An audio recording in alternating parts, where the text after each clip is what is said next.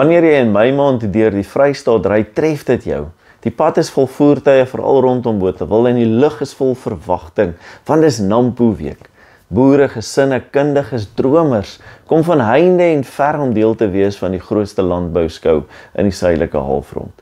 Dis 'n viering van innovasie en arbeid, maar ook die eenvoudige waarheid. Goeie grond bring goeie oes. In boerdery is dit maklik om te sien. Sonder voorbereiding, sonder om die klippe en die onkruid te verwyder, sal daar nie 'n oes wees nie. Maak nie saak hoe goed die saad is nie. Maar dieselfde geld vir ons geloofslewens.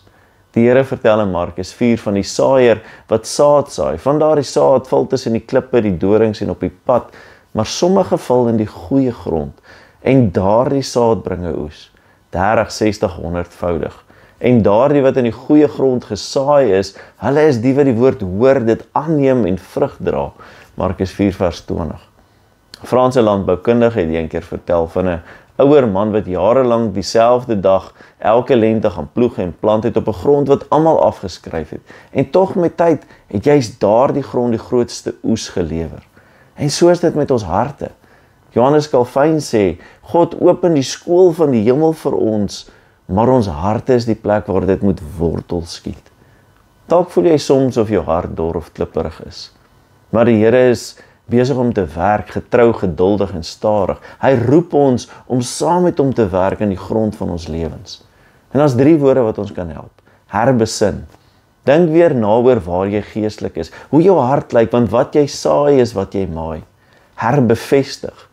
Maak weer 'n keuse om die woord toe te laat om jou te verander. Plant en bewerk al spot mense jou. En hervorm. Laat toe dat God jou hele lewe transformeer, sodat jy lig kan werk, kan boer, kan leef, kan dien vir hom. Soos die boere in vertroue saai, word ons geroep en gestuur om ons lewens oop te maak vir God se woord. Nie net om te hoor nie, maar te laat groei. Die wêreld het mense nodig wat soos Jesus lyk.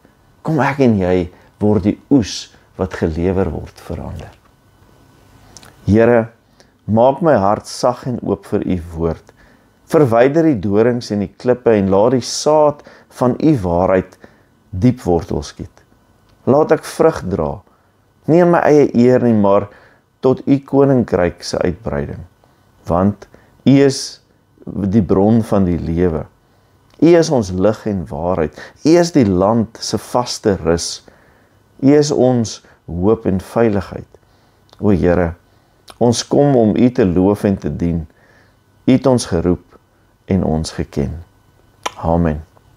Dankie dat jy ook vandag ingeskakel het en ek wil jou uitnooi, kom ons wees soos Nampo, kom ons trek saam, kom ons gaan na die kerk toe en kom ons dien die Here elke keer. Sodat mense rondom ons kan kyk en al verstaan hulle nie, dat hulle kom kyk wat gaan aan. Tot volgende keer.